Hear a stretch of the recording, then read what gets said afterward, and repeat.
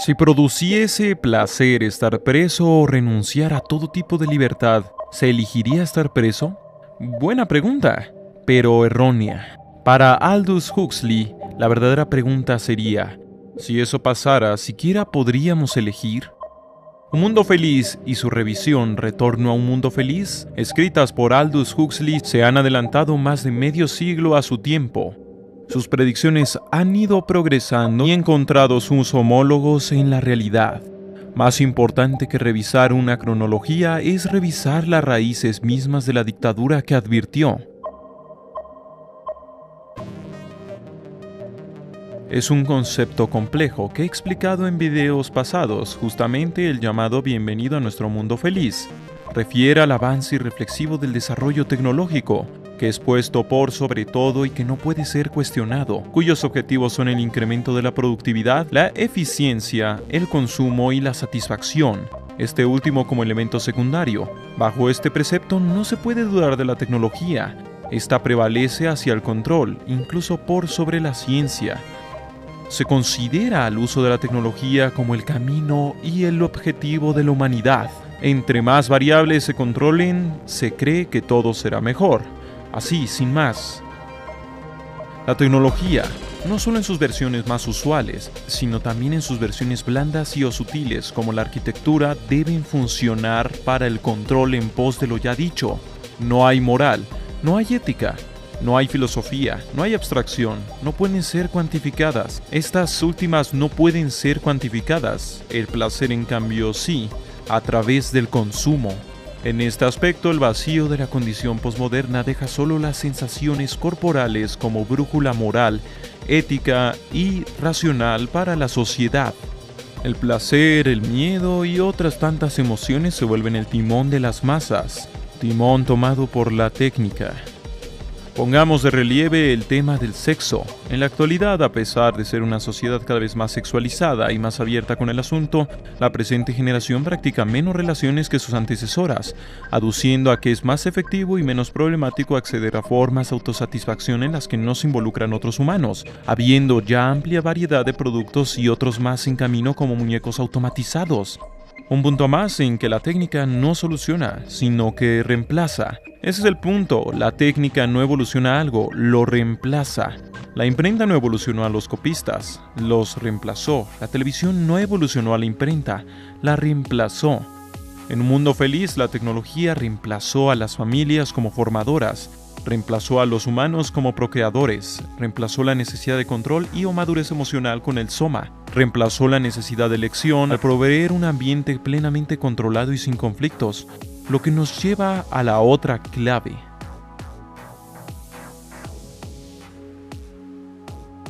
Estos elementos no tienen ni moral, ni ética, ni racionalidad detrás. Un químico puede activarlos sin necesidad de que el individuo haga algo o se someta a algo. La satisfacción y el placer fácilmente pueden confundirse con felicidad. Ante un entorno totalmente controlado, un entorno donde no se conoce ningún tipo de conflicto. Lógicamente, ante el dolor se experimenta repulsión, pero ante el placer, atracción. No es necesario hacer una profunda cavilación al pensar en la maraña de actividades nocivas o hasta letales hechas solo por placer. Sistemas de explotación humana solo existentes para un proceso de producción-consumo que termina en el placer de unos. Michel Foucault hablaba sobre la biopolítica, sobre la imposición de normas sociales sobre el cuerpo, la biología y demás aspectos de la vida humana. Él hablaba sobre todo de regímenes de miedo y de vigilancia, donde la normalidad era el mazo que presionaba al individuo. Pero, ¿qué hay del mazo del placer? Si hubo sociedades muy robustas basadas en el miedo, ¿qué hay de los poderes que puedan surgir con base en el placer? Pero esto va más allá. Todos los discursos populares se trivializan con el fin de entretener, como bien lo expone Neil Postman en Amusing Ourselves to Death, tema que ya también fue tratado en otro video. La cuestión es que todo lo público se vuelve entretenimiento, La política, la ciencia, la vida privada, todo se llena de entretenimiento y por consiguiente los discursos racionales pierden sentido. Un rapero puede hablar de tierras planas y un científico tiene que responderle rampeando para tener validez social. El político se centrará más en proveer emociones positivas e interesantes que argumentos, siendo así reducido a una mera figura pública. Sin problema, actores o individuos del mundo de las ficciones podrán aspirar al poder. No es que no haya verdad, es que la verdad es algo poco interesante. No entretiene, por tanto no importa.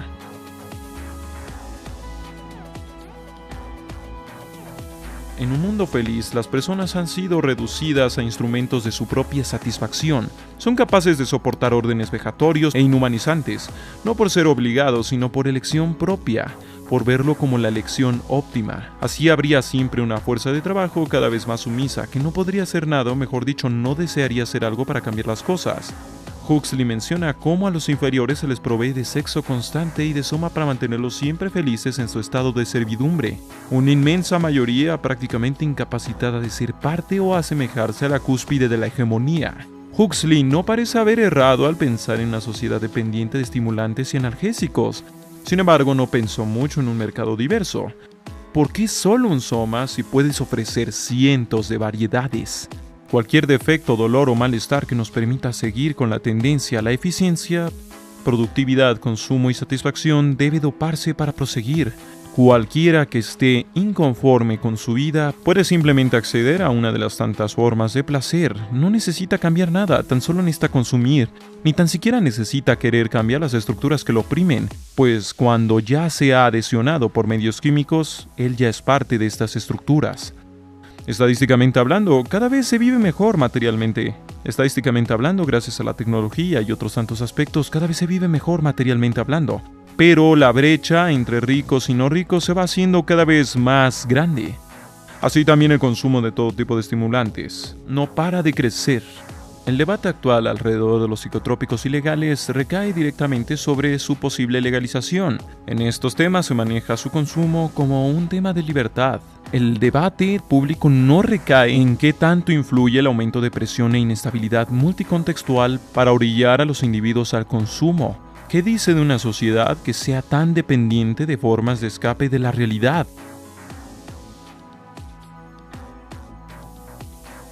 El control, o como le llamaba Huxley, sobreorganización. Ante una deficiente administración, las masas se hacen incontrolables. Hasta números reducidos se consideran sobrepoblación. Ante eso, hasta el propio Huxley se adscribía al control del crecimiento poblacional. La idea es simple: a mayor centralización, población y diferencias individuales, mayor será el desorden, más dificultad para el confort, la satisfacción y la producción, más orden y control será pedido por gobernantes y gobernados. De lo contrario, se exponen a una incertidumbre e inseguridad de potencial desconocido, pero sobre todo a la insatisfacción. Así, bajo el discurso del bienestar y de la técnica, la tendencia al control solo gana fuerza.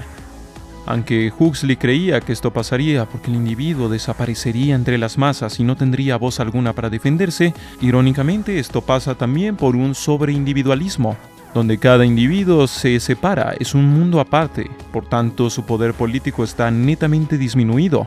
Entonces sí, existen los individuos, pero son individuos sin un poder político importante, de forma que están a merced de sus contextos, por lo cual ante esa debilidad solo les queda pedir ayuda y o protección especial a gobiernos o a iniciativas privadas.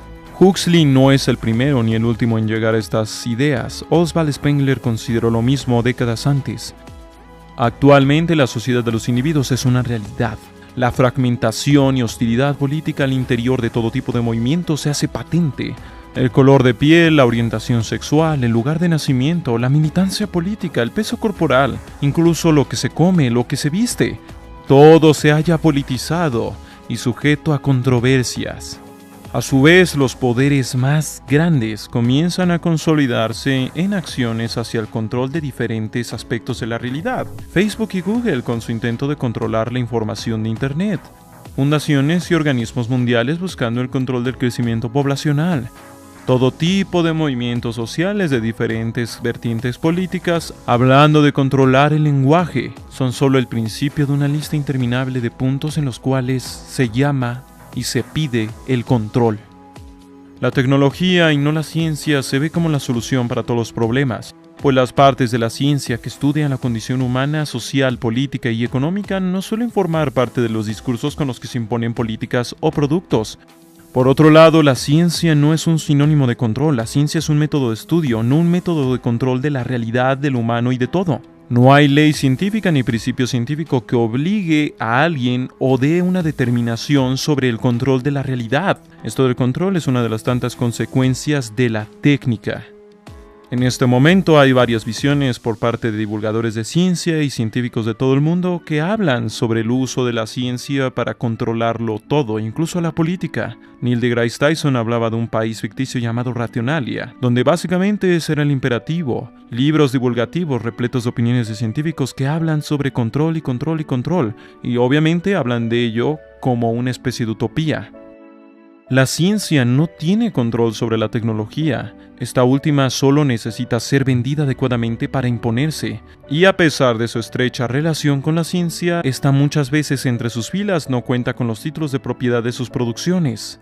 No es que la tecnología sea una fuerza de destrucción, sus beneficios son innegables, pero como cualquier otra cosa, ser incapaz de cuestionar o analizar al respecto de la misma carece de lógica si se pretende usarla adecuadamente.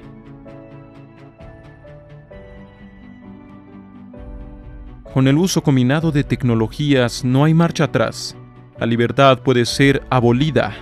A pesar de que la revisión que hizo Huxley pertenece a un momento más atrasado de la ciencia, él argumenta detalladamente las variadas formas en que se puede dominar o inhibir la voluntad.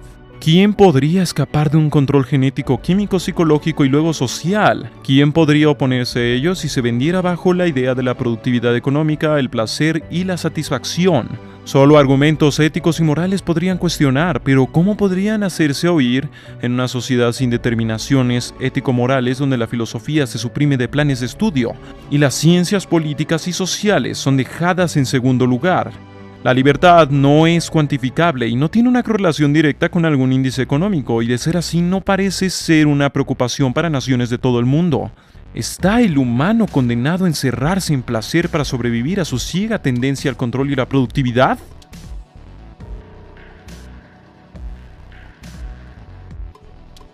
¿Qué hacer? Huxley plantea escenarios de acción propia, donde hace hincapié en argumentos éticos, defender la dignidad humana y no ver en nada la solución o la piedra filosofal, abogando por la prudencia.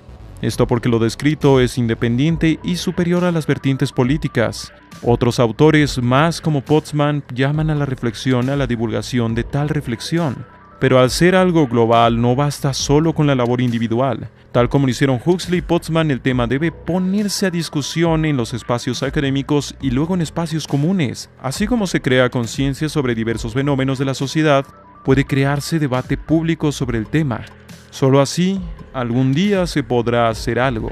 Como ya se ha dicho, este video se complementa con Bienvenido a nuestro mundo feliz, que puedes encontrar en este canal. Eso es todo por el momento. Si te ha gustado este video, sería de gran ayuda que pudieses compartirlo. Se despide Esquizofrenia Natural. La realidad es frágil.